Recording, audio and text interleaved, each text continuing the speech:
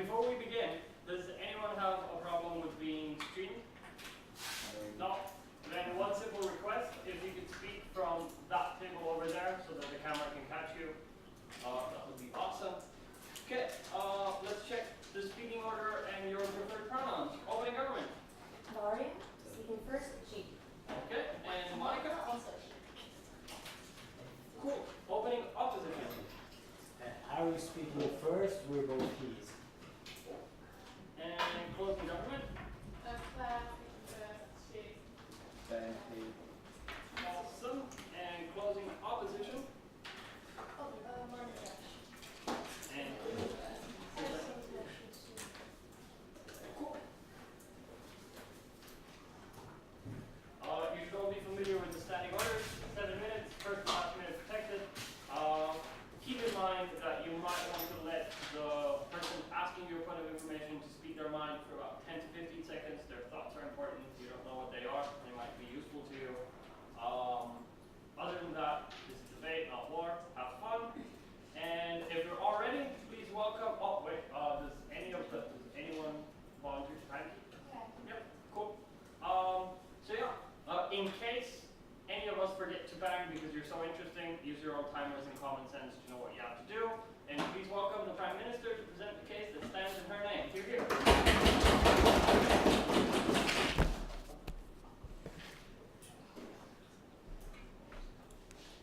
Who's the timekeeper? Sorry? You're the guy. Here.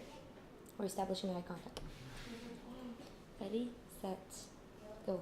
It is important to notify that this debate talks not about facts.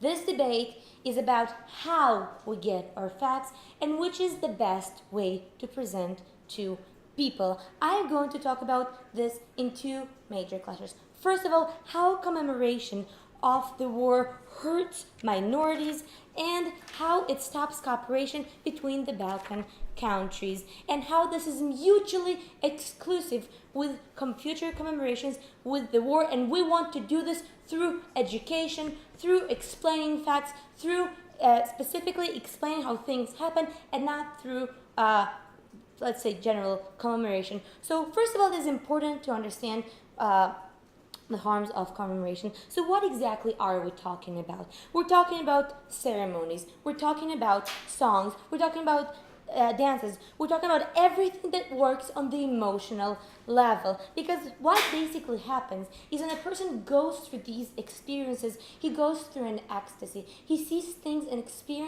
experiences them on a very personal and his own unique level, which means that it neutralizes his criticism. Because the moment that I hear a song that perpetuates the things that I felt, the moment that I participate in a dance that explains how horrible my forefathers or how horrible my family had been hurt years before, I'm less likely to understand that maybe there's another side to the war. Maybe there's another side to the issue.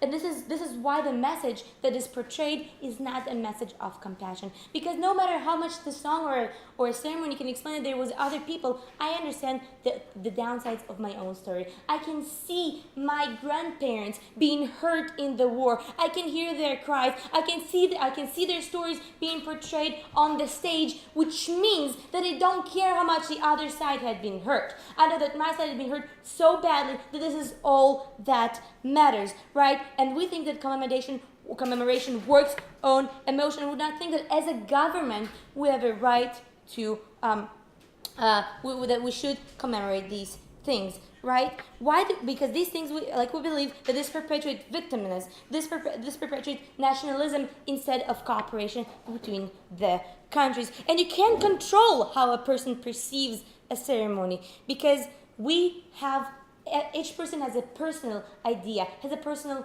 reason, has a personal outlook on these things, and therefore we should stop advancing these things all together at the moment. So, first of all, why is there a higher chance of hurting the minorities within the countries? Well, first of all, it is very important, specifically in the Balkan area or generally in the world. There are many minorities. For example, just the example of Bosnia, right? There are ethnic minorities, there are religious groups, there are people that are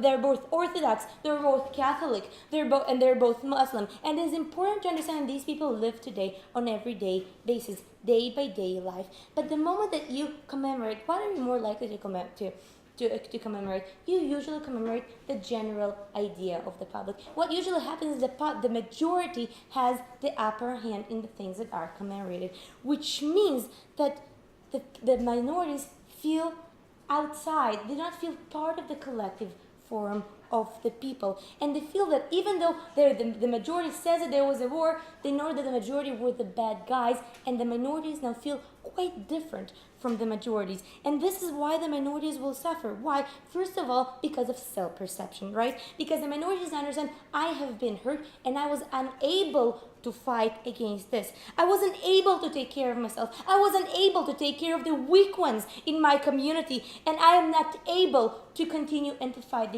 these things. The moment that these things, the sufferings, are commemorated, I understand that my misery is perpetuated, and this hurts my everyday life, of course, the way I perceive myself. But even more so, what is more likely for the majority to happen?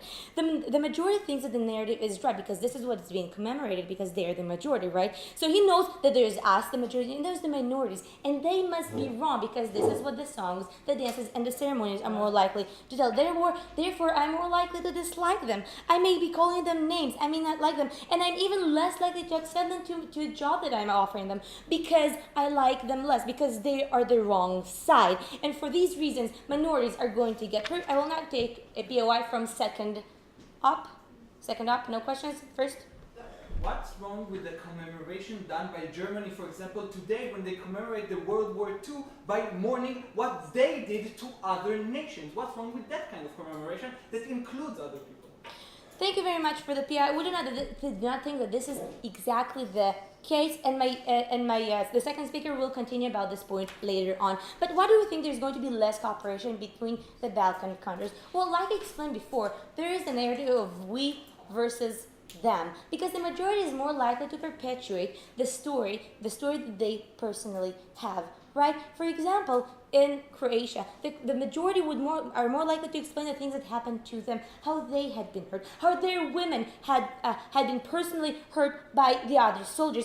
Even though some country may have less casualties, but these casualties are more important because they are part of my nation, which means that the ceremonies show only your narrative. It doesn't show the general idea, the general image, or the fact that we might have a better chance of explaining in the educational system, in explaining things by facts. The idea that only one side is being portrayed, or is more likely to be portrayed in a ceremony, is a terrible one, because I'm less likely to understand the other side, because now the facts don't matter. What matters is the way I perceive these things, and the way I perceive is that the other side is worse, right? And the countries won't create ceremonies that are good for the other countries because they would like to perpetuate their own suffering to explain to them. And this is not due to bad intentions, right? But the outcome is terrible, because now it's harder to connect, because now all countries have different narratives and different ideas of what happened. Even though they might have some facts right, the idea or the feelings that they have are completely different, and which means that in the long run, these countries have harder time connecting, have harder time negotiating. For example, a wonderful example is Israel and Palestine today, because even though both countries know that the other side is suffering, and the other side gets rockets, and the other side there are babies crying, right? But each side thinks that they're more correct, because each side has a different narratives. The Palestinians are more likely to tell their children stories of the Israelis being hurtful, and about the Israelis being violent against them, while the Israelis are more likely to explain how the Palestinians had terror attacks, and how the Palestinians hurt their side. And which means that in today's world, we can see how their peace talks are being hurt because they do not have a common ground, they do not understand the other side because of their different narratives. And this is why, because there's going to be less cooperation, and because minorities are going to get hurt, we call you to propose.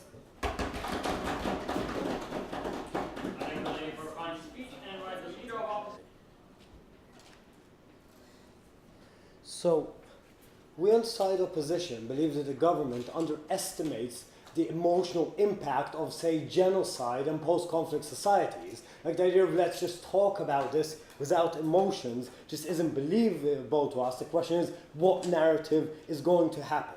4 points. First of all, on the narrative, exactly how it happens, what are the alternative narratives that are going to happen, and how we control the narrative. Second of all, on reconciliation, why it's so important, and why we have to engage with this problem, and why now is the right time.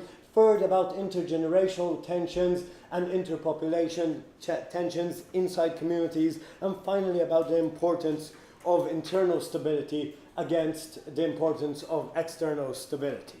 And before that, a couple of points of rebuttal. So first of all, this idea about facts versus emotion. Few things. First of all, the facts are really detrimental to peace, right? Genocide is not a good fact. What is actually possible to overcome it is by emotions, by, do you know what, putting it aside, by perhaps forgiveness. Those are the only kind of ways to go past. Second of all, note that it is completely not mutually exclusive, right? We're still going to be talking about facts. In fact, chances are that the time when we discuss the facts are going to be those ceremonies, are going to be those commemorations. That's a great way to begin over there. Second of all, about this idea that the majority is going to continue the narrative of the oppression.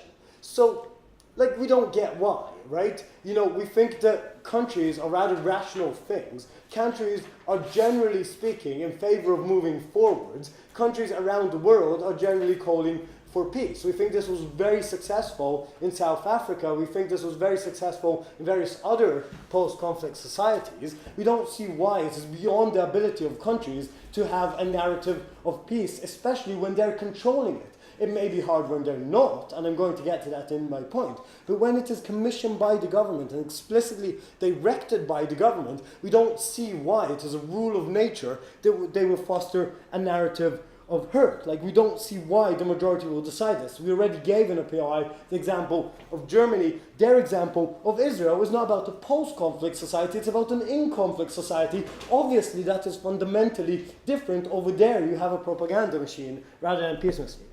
So, let's get on to the narrative, okay? So here's the question.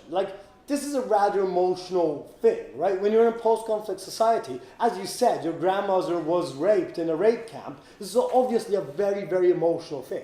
And you're going to get this narrative, and you're going to get it on a very, very emotive level. Okay? Now, what happens without explicit state intervention and explicit emotional state intervention? Now, what happens is that this narrative is told in small and private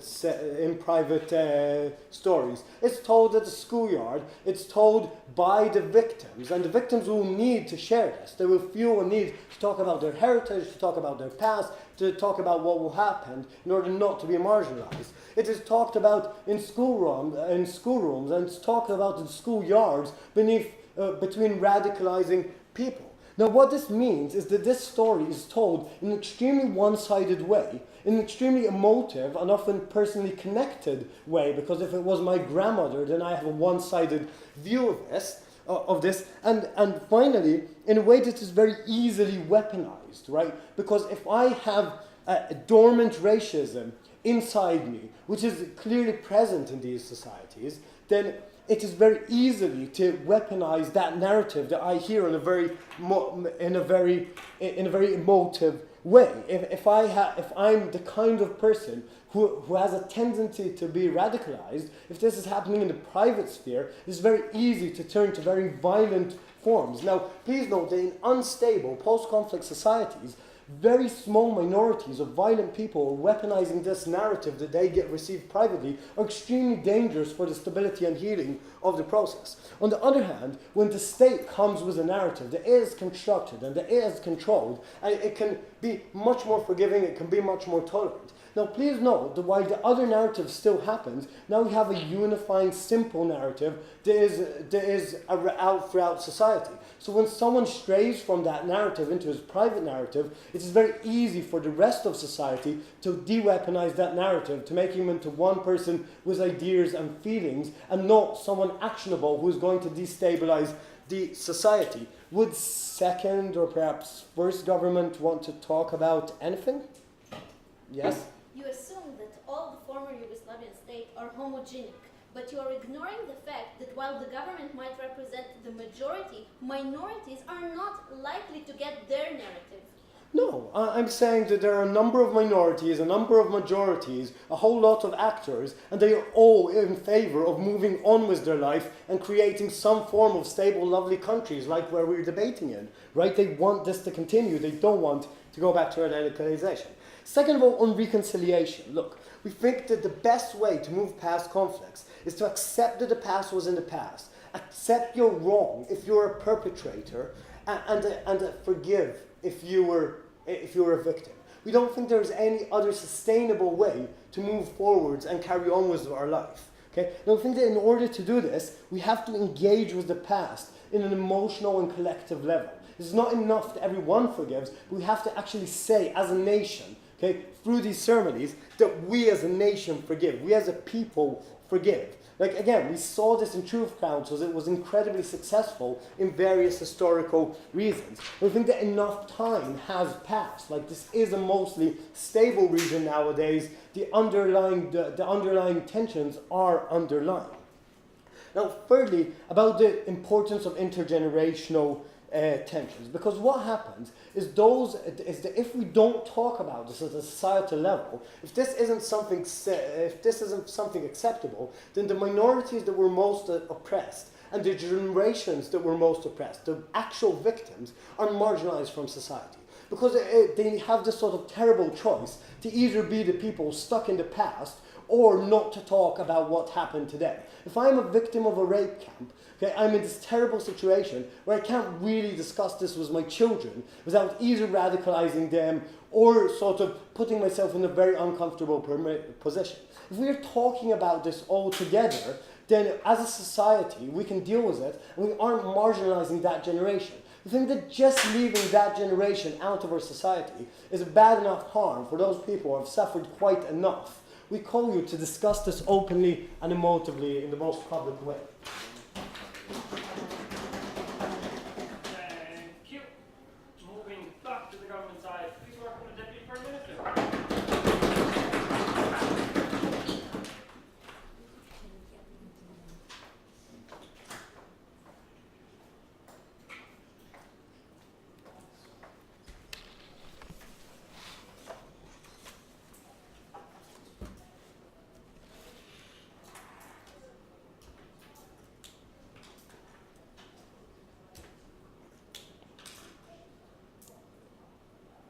I asked in a POI, why does he assume that all the Balkan states are homogenic?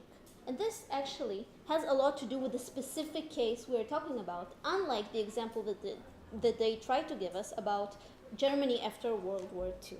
And why is that? Because in the cases we are talking about a society in which it is not established who are necessarily the good people and who are the bad people. Because there was no such an acceptable thing like the Nuremberg trials. Because there are still people who remember that war. Because there are still people who are racist. And because it seems like every side of this conflict has done something bad. It seems like the Kosovars did make terror attacks on the Serbians. It seems like the Croatian army also hurt the Serbs. It seems like the Serbs hurt the Croatian. Therefore, there is no consensus, even today, after this war, of who has the right narrative. We also see it in the ICJ, in which many people do not accept its calls, and there are protests in the street. Therefore, it is likely to believe that the governments of those countries will prefer the narrative of the majority within that country and will not give equal emphasis on the narrative of the other minorities. Now, this doesn't necessarily have to come out of bad intentions, as we have said. This can also come from demand within the population. It can come from the older generation that wants to be remembered. It can come from politicians, who some of them were took part in those wars and have an agenda to promote that. Further than that, the opposition did not engage with our idea of there are alternatives to be informed. And that was the framing of my partner's speech to begin with. because while we do believe in the value of education, we do not think that commemoration is the right way to go, because they cannot control what each and every individual thinks when he sees the ceremony. What we believe will be the message, and this is something that is mutually exclusive with the fact, is not a message of compassion like they try to tell us, but we believe that this will be the message of us versus them, of we have also suffered, and that the minorities are not a part of this narrative.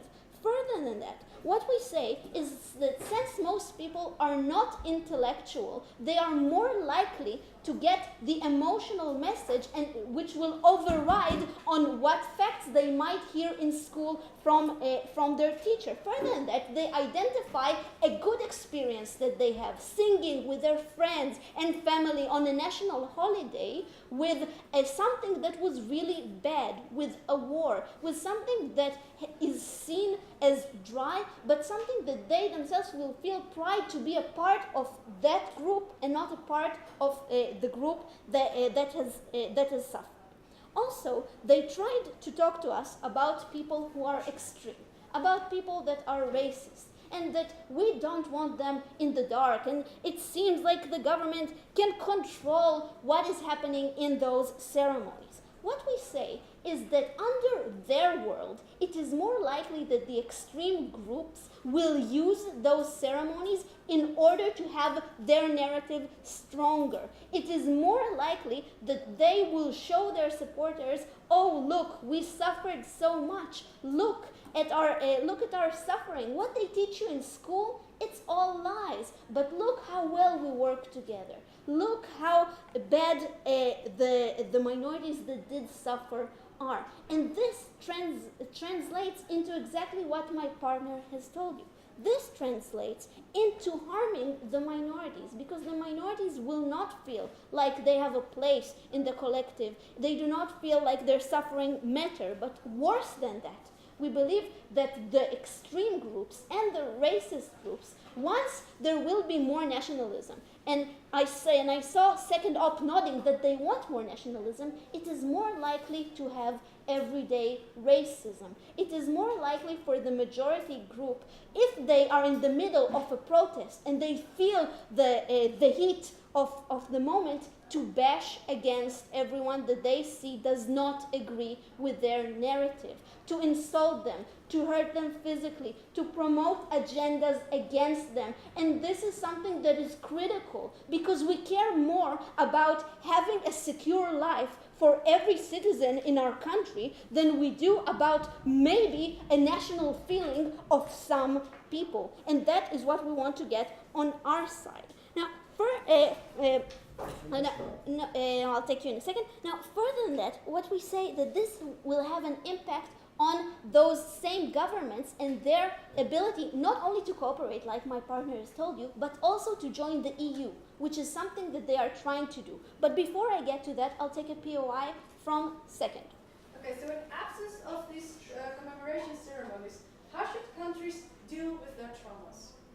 Through the educational system, by telling you what happened, what were the facts, who thought who, and why, and what were the atrocities at both sides. We believe that the government has more an ability to control these educational programs than it is the ceremonies and what goes on in them. But let's talk about the EU. So we know that there are countries in the Balkans that want to join the EU. Some of them are already, but mostly we have Serbia and we have Kosovo. Now this is still an ongoing conflict, unlike what we were told, because still Serbia does not recognize the right of Kosovo to be a state. Now once there will be more commemoration of the suffering, and there were suffering, because also the Albanians in Kosovo slaughtered the Serbians, and not only one way around, we believe that it will be much harder for them to come to the negotiate table and to have a compromise between them. Now this compromise is very important, because the Europeans will not accept a country if it does not show that it has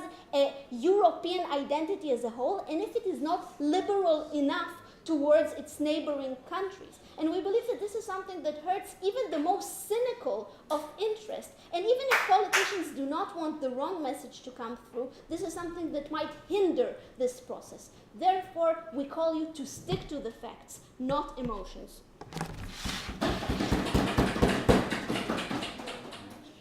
Yep, do you want to turn it on or off? Yep. Everyone else for some air coach?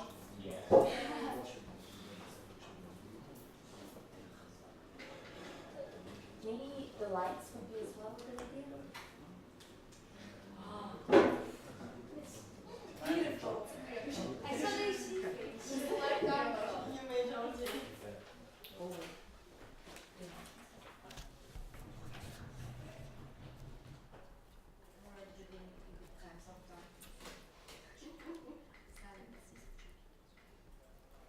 the thing working?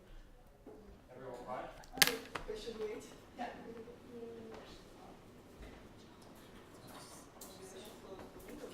Yeah, our deputy leader of opposition is already up there. Applause!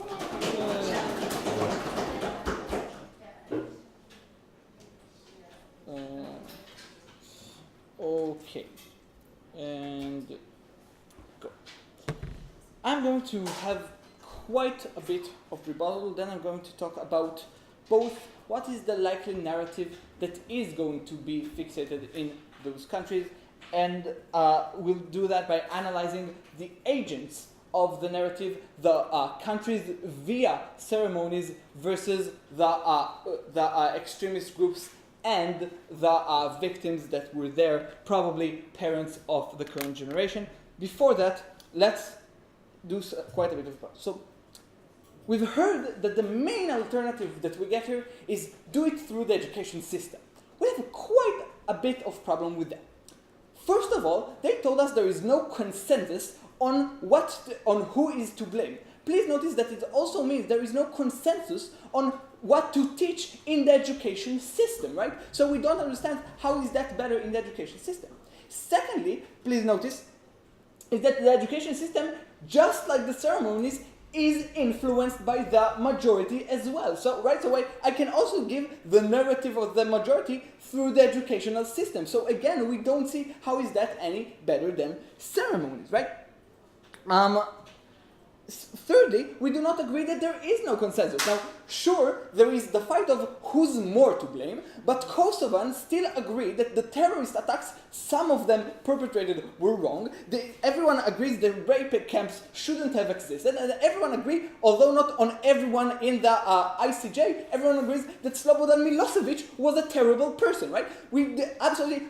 now, please notice, even if we're not saying not everyone, right? Clearly there are minority extremist parties within countries that do not agree with that, but as a majority, there is a consensus about those things, right? Just again, right. Thirdly, we actually do believe that those ceremonies will be at least in part representative of the minorities' narrative. Why? First of all, because the minorities are part of the country, right? That means that since you want to appeal to their vote as a democratic country, you have to at least, you notice, mitigate the narrative of the ceremony. You have, and we'll get to that later, why is that so important. Secondly, because as they told themselves, as countries that want to get into the EU, having a ceremony that is so pro-Slobodan Milosevic will probably deeply harm your chances, right? When you even perceived as too much extremist, please notice what that means. It means that if there is consensus outside the country, what is the truth, and you go against that, you go against the consensus of, for example, the EU, you as a country viewed as an extremist, and that deeply harms you, whether you're in the EU right now, like Croatia and Slovenia, whether you're not there yet, like Serbia and Kosovo. Since you want to preserve your status within it or get into it, we believe there is your reason why we believe those ceremonies will be mitigated. Now, why is that so important that they're mitigated? Because we believe that those things will be talked about anyway, right? You will not forget them. The point is who talks about them, where, and when. Just again, let's see if there's anything They told us the thing about Serbia and Kosovo that is ongoing, that is like their ongoing conflict and really hurt. Please notice this whole point depends on the notion that reconciliation is better achieved in their point. Please notice we do not agree that they achieve better reconciliation in any way. So that point falls to our side if we show you there is no reconciliation, which we will. And that's it. Let's talk about the ceremonies, right? So the main problem, and it was not properly addressed by the second speaker of the government, is that you will get those ceremonies. Now they're telling us, no, the education system, right? They have facts. Now there are problems with the education system. First of all, they are not just facts, right? There are pictures in history books, right? There is a teacher that's probably related to that and has a passionate voice. It's not all facts. Secondly, please notice, we believe that the education system is quite boring, right? As a child, you don't really care what your teacher has to say on that. You know what does gets to you? The ceremonies, right? Now, please notice, they're banging. What they're missing is that you're not taking out emotion. All you're doing is replacing the emotion of the ceremonies with the emotions that are given by my radicalist friend who thought in the age of 16 it's so cool to join this gang where everyone is hailing Milosevic. You're getting it from your mother or father or grandfather that was actually there and harming, telling us, look, this is what they did to me. These are horrible people. This is what they did to you because you're part of my flesh and blood, right? The emotion that you want to get is there anyway. The question is, can we do our chance to mitigate it? The answer is most certainly yes. How do we do that, right? So first of all, as we told you, the country is always less radical. The ceremonies as done by the countries are always less radical because they consider minorities to an extent, maybe not the most, but to some extent, because they need to get their vote, because they need to consider their view in the world's eyes, especially if they're part of an organization like the EU or want to get into it. Specifically, because not all the people in the majority are the most radical, right? So even if you have something that is like a bit radical, since most of the majorities are at least not radical, they're not extremists, they're somewhat mitigated, so you appeal to them. The point is, those ceremonies would always be less radical. Second, do you want to appeal? No. Well, you can better control the education system, especially if joining the EU. It is hard to control the manipulation by the extremists, the primal emotion of liking your own people and the flattening of facts. Right, so manipulation, we'll get to it in a second. Please notice that you can control the content of ceremonies just as well as you can control the education system, since both are controlled by the government, right? But the point they're taking as well, but won't the extremists use, take these ceremonies and use them to their advantage? So we say no.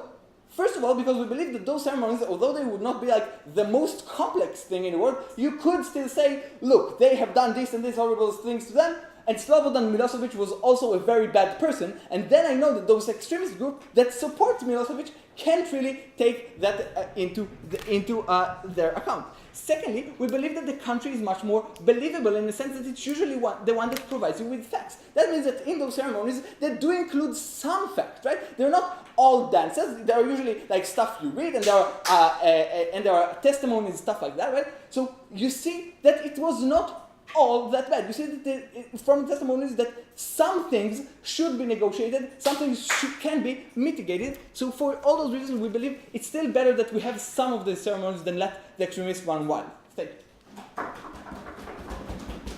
Thank you. Moving on to the second half of this debate, please welcome the member of government.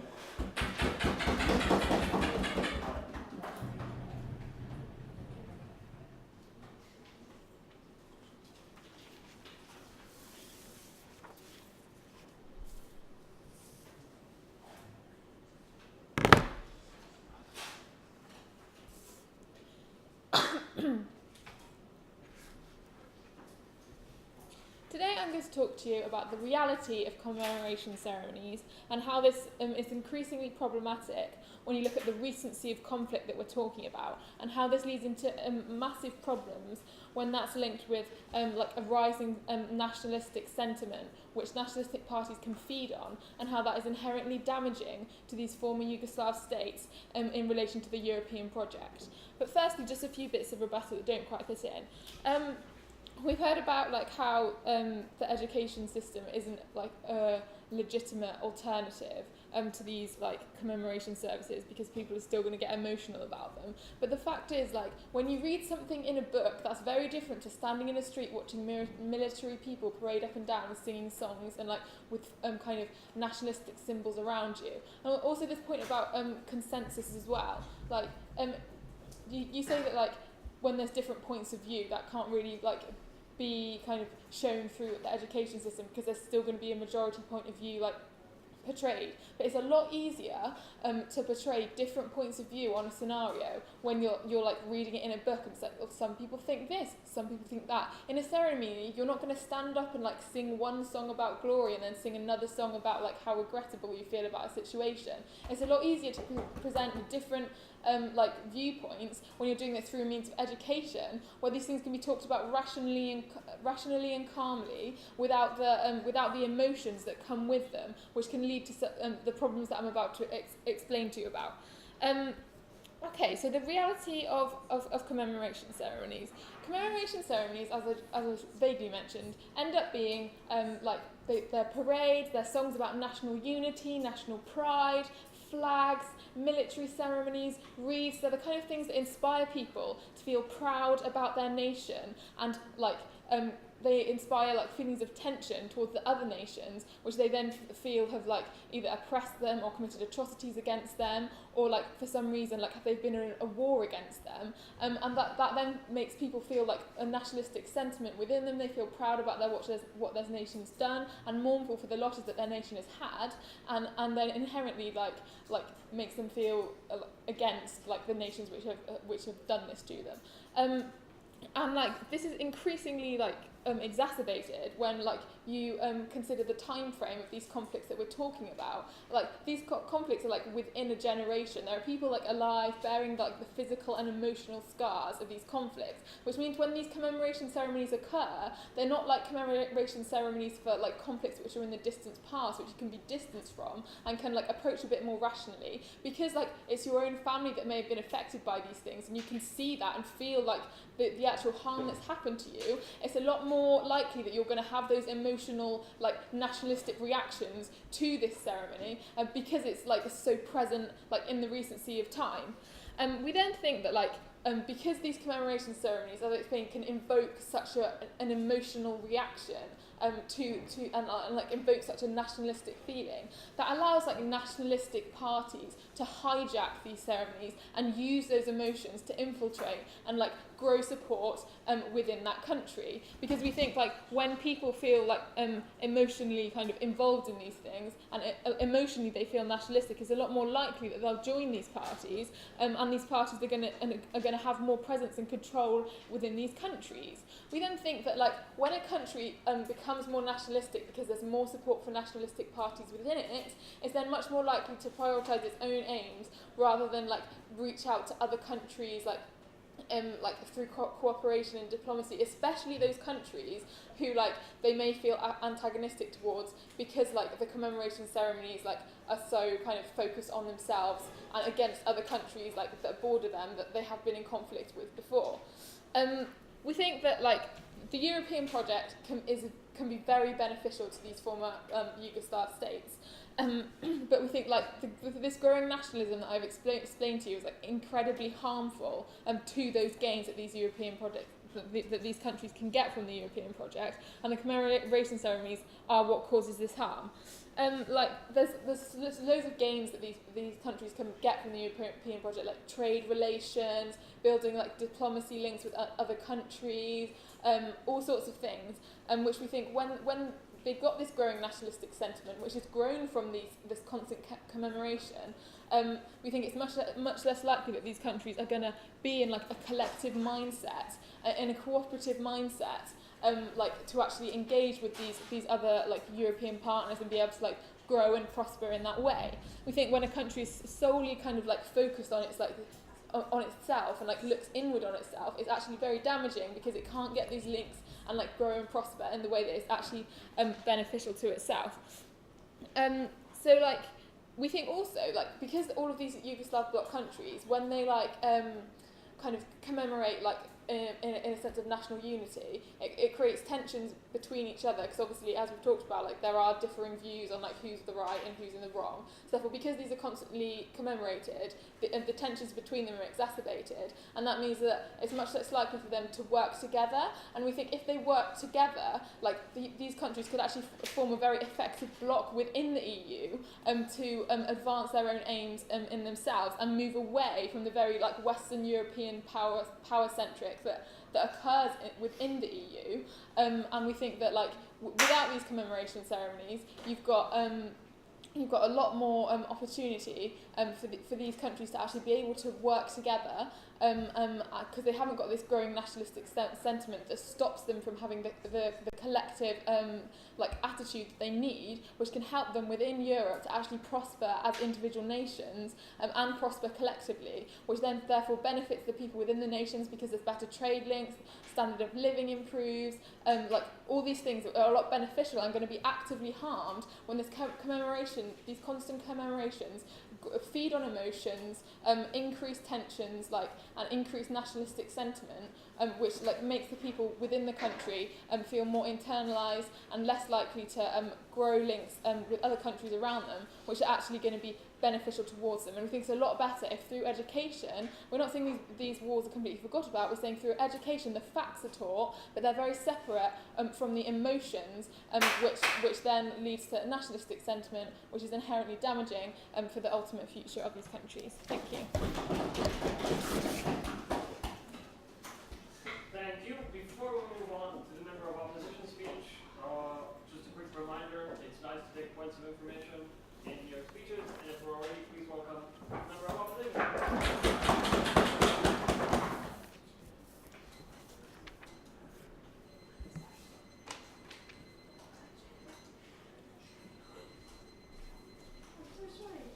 Don't worry, take the battery out and put it back in.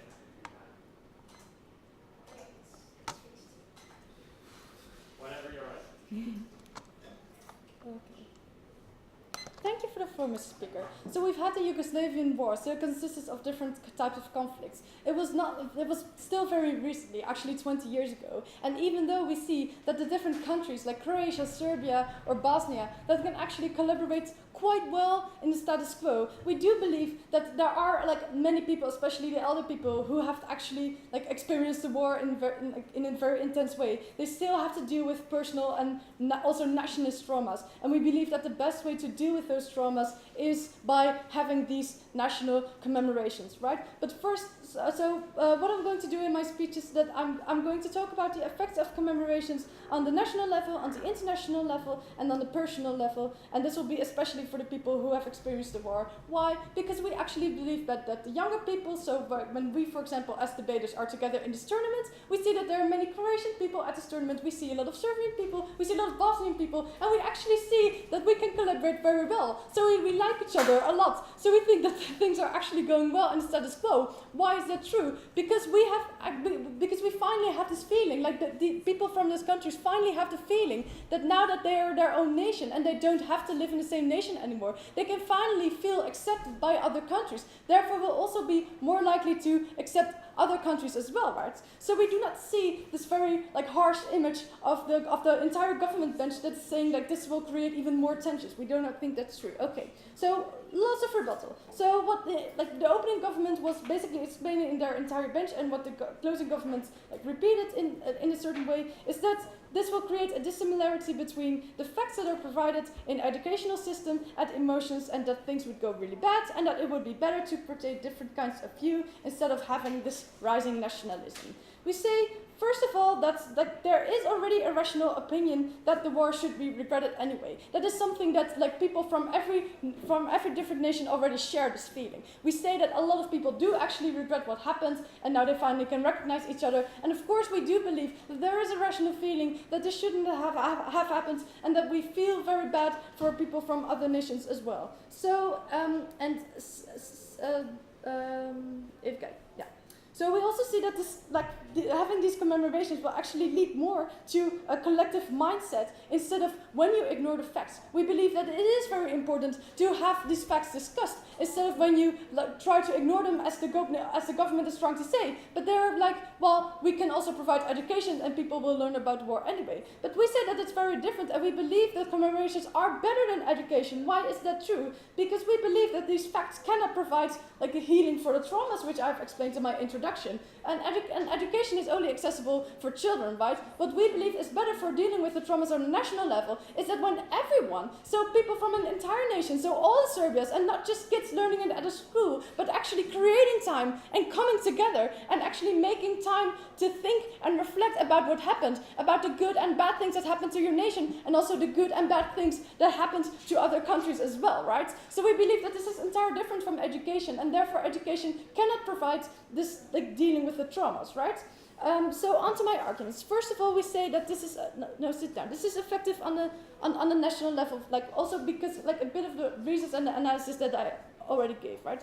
We say that commemorations create a national identity. Why is this true? So first of all, like as I already explained, people actually take the time to come together as a nation to reflect on what happens in the war. And we do say that some commemorations are very emotional, right? But we do not think that emotions like are necessarily bad. We think that emotions might be a good thing in terms of like a shared history, right? And we say that that is helpful in countries such as Serbia, where there are certain minorities who might feel excluded in the status quo, right? And we do feel that it is important. That's where we are actually exactly why we're clashing with opening Gov, right? Because we believe that it's actually good to have these commemorations. Because what we say is that commemorations are not necessarily group versus group, like we are the good group and they are the bad group.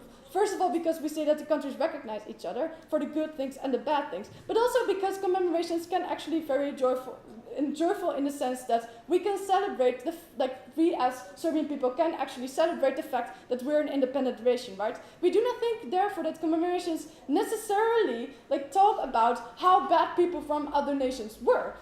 So because of this shared mourning, also including the minorities, because we do have a shared experiences of having been harmed by other nations, right? Even if it were not like for the Kosovans that have been harmed by Serbia, right? There are so many different groups, so it is very complex. So it is not necessarily true that every group just necessarily opposes another group. We all have the shared experiences of we would have preferred for this war not to happen. So because this national identity is enhanced, we say that that's very good. And also in those commemorations, why? Because you see the creation of a rational discourse, right? People will actually reflect on the war and think about what happened in a very collective way instead of in education. We do not think that there's necessarily a bad talk about other groups. And because we have a shared experience, we all regret the war. And in countries such as Serbia, we say that this might be good for social cohesion and less conflict and stability, because we as Serbians and Kosovans come together to commemorate the war, and because we have all been harmed. That is something that you share. Closing. Do you think nationalistic parties are like to be more or less successful when there are commemoration services constantly sharing symbols of national unity? Okay, well, thank you. I think that basically the entire government bench is actually making a very generic statement about how this will create nationalist movements and are necessarily bad and just opposing other groups. As I explained in my entire argument, we do not think that this is necessarily true. We think that it brings people together. Not only because we say that we are the good group and other people are the bad group, right? We do have this rational experience 20 years later that every group has done some good things, every group has been harmed, and we do not necessarily see groups opposing each other. So on an international level, right, not only commemorations give a signal to their own country, but also to other countries. So, for example, when there's a Bosnian commemoration, right, we say that this does affect people from other countries who are aware of the fact that there is a commemoration, right? People can actually acknowledge each other because everyone is independent now,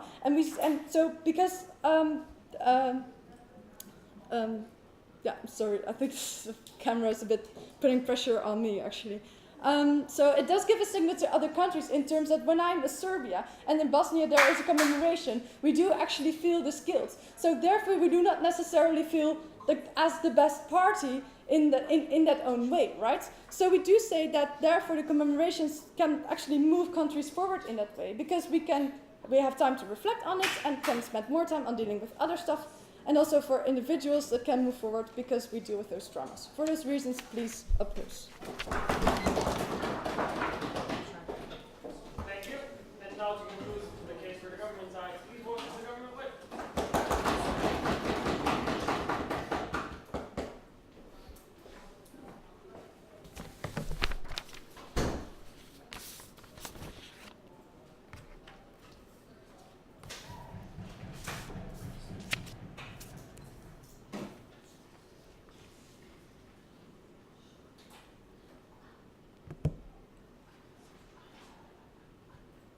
Mr. Speaker, the bright future of these nations will be lit by the European Union. That's the most important thing in this debate, securing a sustainable future for these countries that's successful both politically and economically.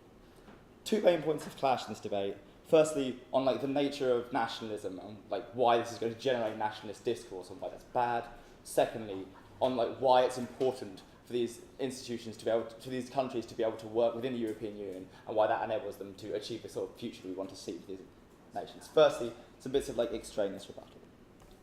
So we hear you need to tackle people who have personal trauma within these wars. We entirely agree. Right? I think these people have suffered a lot. People have been personally attacked and persecuted in these cases. Right?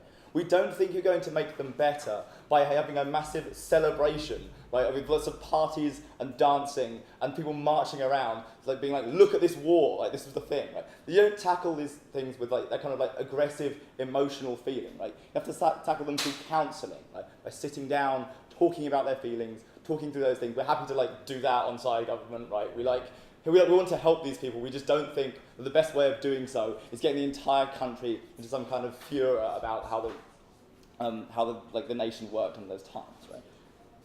So, no thank you.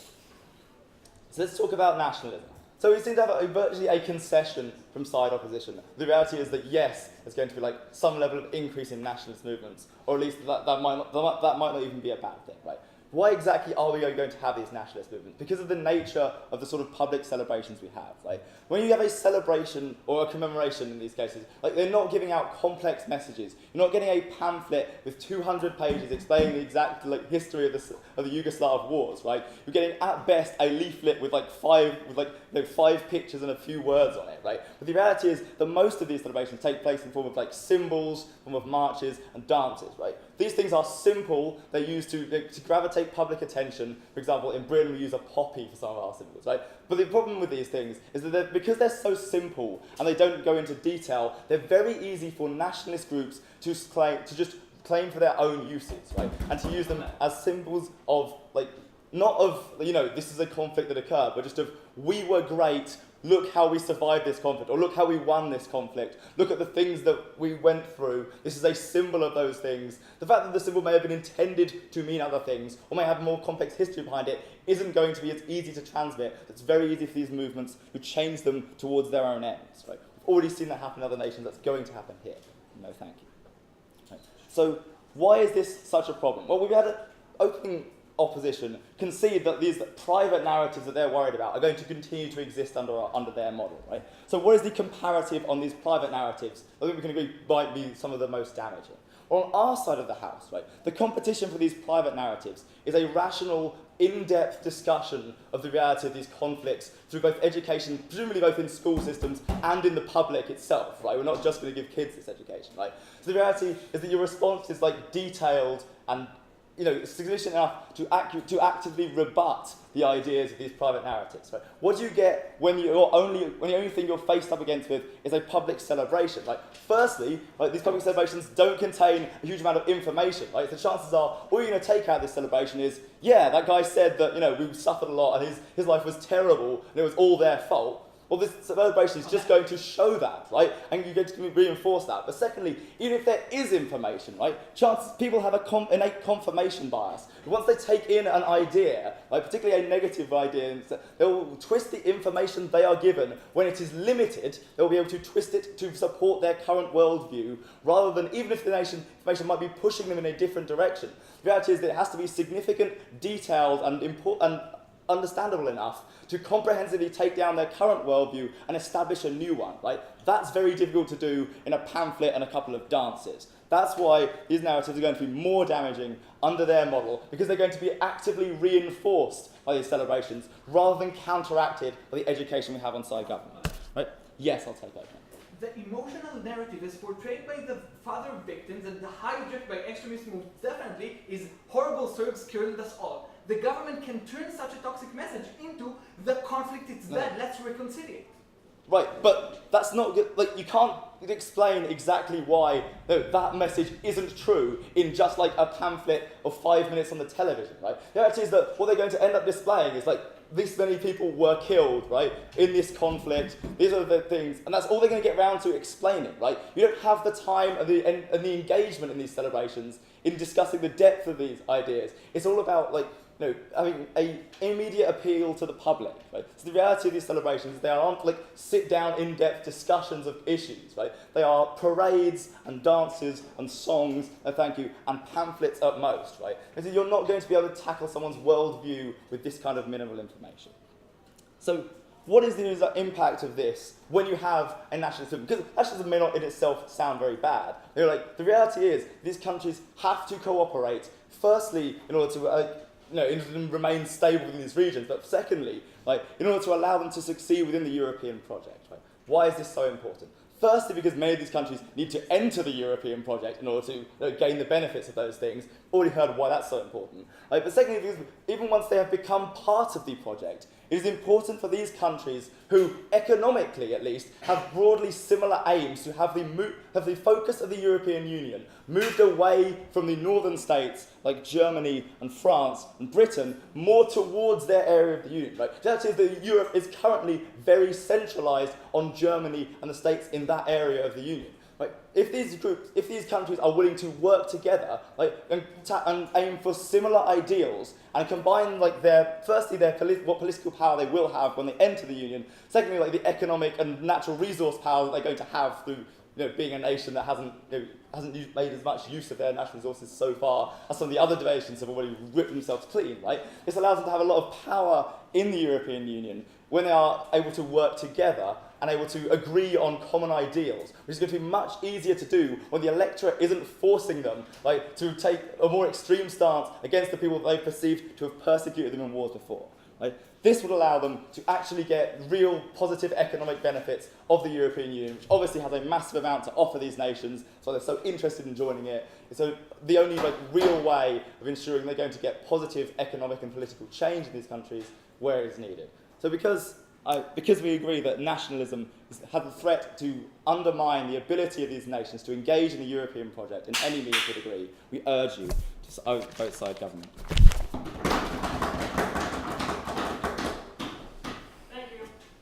And to conclude this debate, for all of us, please welcome the opposition witness.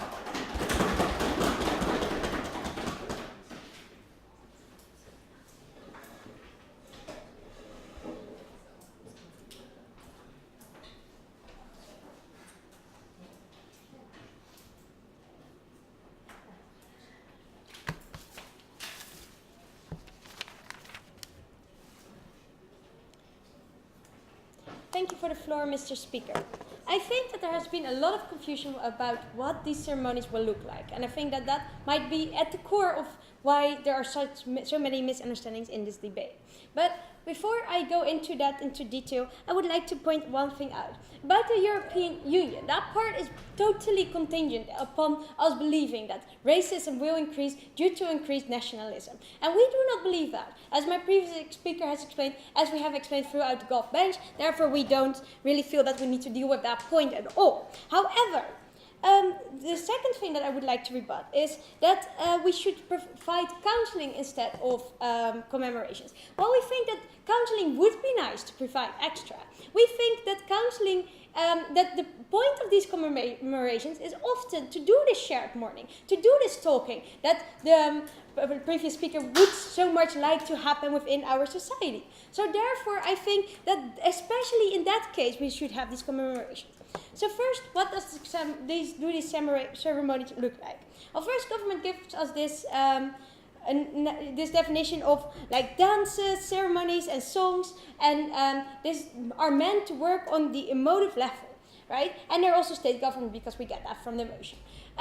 We say that is probably a good definition, right? And we say that can also mean shared mourning minutes, right? Mourning for all victims of the wars without a specific indication towards your own victims of your own nationality. It's not inherent to these ceremonies that it only has to be the majority speaker. And we do not believe that the forces that they present us make it so that it is inherent to the ceremonies, as we've countered them very much with ones of our own. And secondly, we see that throughout the debate, people also seem to use it as a source of information, right? A way to gain information about the war. We think that is not the primary purpose of these ceremonies. We think that the primary purpose is to deal with these traumas, and that mainly is the purpose. Okay, so I will be talking today about two things: minorities and dealing with trauma. Minorities is slightly part of that, but it is quirky enough to take it separately, so I will be going through that first. First, the first government seemed to believe that the minorities will not be commemorated within the ceremonies because of the majority rule. That would then mean that minorities are seen as a bad guy and that further racism is occurred. As I have already explained, that is not necessarily inherent to these ceremonies. But we also think that they will be commemorated because there are many incentives for politicians to do so, right? There is pressure from within the countries to do so, from the minority groups. They would like their votes. They also get pressure groups. But it's also very important on the international spectrum because external forces will put pressure on these countries to do so, right? So therefore we think that they will probably be commemorated. Then, dealing with trauma. A whole lot of information falls under this type of situation. First of all, we say that before you can move forward, we as opposition believe that you have to look back. You have to deal with what has happened. You have to deal with all the traumas on an individual level, on the national level. There's no way you can, and you have to forgive. You have to accept. And that's the only way you can move forward. And the only way to do this is, we think, to create collective experiences, collective commemorative actions. As my partner has talked about, a lot of collective mourning, right? A lot of collectively, societally looking back on things and mourning the victims, because everybody has lost people, because these wars had a massive impact on everybody in society, and most of the people who suffered them are still alive today. We think that we have a duty towards those victims to commemorate them. We think that we have a duty towards those survivors to give time and space within our national public debate for their sufferings, right? We say also that the status quo rather proves that this works, right? That already it is going to be fine. And I will be talking more about this, but first. All of the logic of opposition case relies on the creation of an inclusive good narrative, but we have proven that in those countries who have no formal reconciliation and still have mutual grudges between the groups in the country, it is probable that we will have the narrative of the majority, the racist parents first up are worried about. Yes, and I have explained to you that it is not in any way inherent to these ceremonies, and that if we do not like that specific type of ceremony, then we should probably say we should not have those type of ceremonies, right? There is no reason why we should not have commemorative ceremonies at all, if they are inclusive, if they are mourning, for instance, all victims of the Yugoslavian war, which is probably the type that they will take anyway, then we don't see a problem with them. So we don't really believe their narrative of what these ceremonies would look like, right? So in any case, the status quo already proves that many of the countries that were in the former Yugoslavia are already cooperating, that minorities are in many countries already being accepted. There are some countries where still more progress can be made, and we think that commemorative ceremonies are a perfect tool to achieve this progress, right? And then we say it is especially important on the individual level of the people living within that country that these ceremonies take place, that we create space for their mourning, that we create space for their traumas, because there are very sincere, very big traumas, and a large part of the population in all countries, whether they are minorities or majorities, we should create the space for them to come together, to look back and to forgive. Then we say that this will probably create a shared history, right? A shared understanding, because these groups get together and commemorate all the terrible things that have happened. And this will this will create a nationalistic view, but it's not the nationalistic view that the government is talking about, right? This is a view in which everybody is understanding that they are part of the same history, part of the same things. They accept that bad things have happened, but they don't necessarily take this to go and be racist to other parties, right? Because these minorities are also part of these commemorative ceremonies, which can happen, right? Then we have, then we say that education is not doing the same thing. It has, first of all, the same problems of the majority narrative, etc. But it is much more, it doesn't deal with emotions. It's simply a fact-based exercise. As my partner has explained, it does not at any level create the same emotional resolution and acceptance that the commemorative services would, right? And therefore we think that you should probably vote opposition. Thank you very much.